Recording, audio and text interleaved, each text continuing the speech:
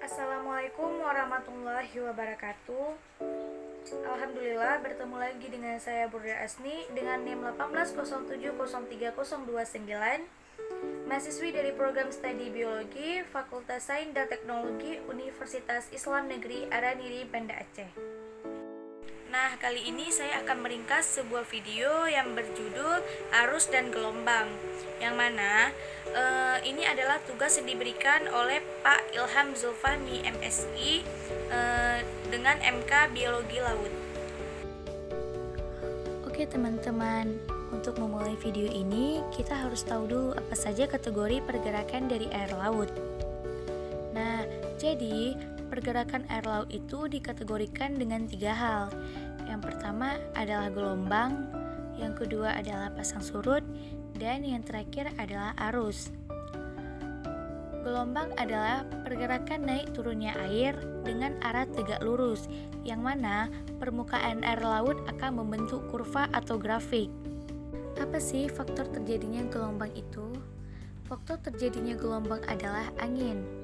Angin di atas permukaan lautan mentransfer energinya ke perairan. Pasang surut adalah naik turunnya permukaan air laut, yang mana ini disebabkan oleh pengaruh gaya gravitasi bulan dan matahari. Nah, yang terakhir adalah arus. Arus merupakan gerakan mengalir suatu massa air yang dapat disebabkan oleh tiupan angin atau karena perbedaan dalam destiran air laut. Secara umum, pergerakan yang ada di lautan dikategorikan sebagai gelombang. Nah, hal ini menunjukkan beberapa istilah penting pada gelombang, yaitu pada jenisnya. Oleh karena itu, kita akan membahasnya hari ini. Di mana gelombang terbentuk karena adanya gesekan antara angin dan juga permukaan lapisan air. Yang mana semakin kuat angin, maka semakin besar pula gelombang yang akan dihasilkan. Dengan gelombang sebesar ini juga bisa menyebabkan kerusakan mencapai pantai hingga mengakibatkan tsunami. Karena gelombang ini memiliki panjang dan intensitas yang besar, di mana ini mengakibatkan banyak kerusakan. Gelombang terbentuk secara umum dan kontras. Volume air yang kontras memiliki lintasan tertentu dan juga arah tertentu. Nah, begitu pula dengan arus yang mempunyai pergerakan sendiri, namun dapat terancam oleh perubahan iklim dan juga arus laut. Selanjutnya, apa saja sih yang membuat air bergerak?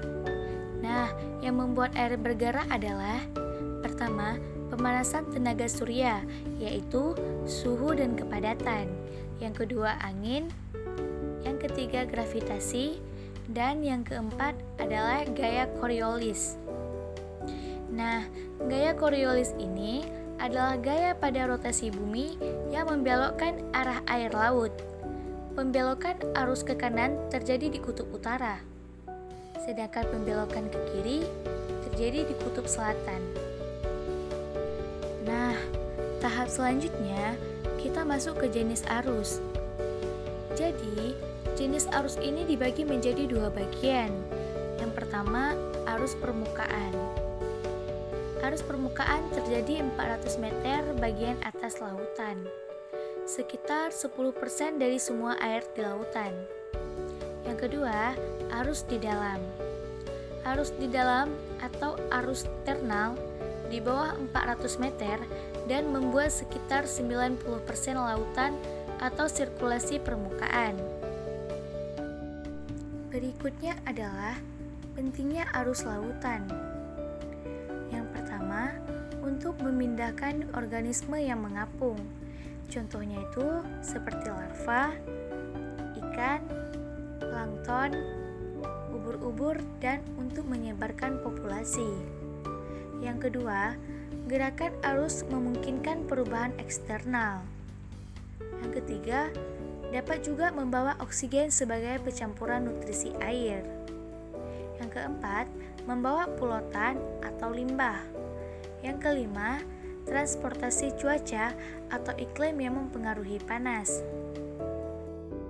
Nah, dengan begitu, Terjagalah ekosistem pada perairan seperti ketersediaan nutrisi, pengangkutan telur dan larva ke arah pembibitan, dan juga distribusi dan kelimpahan biota laut.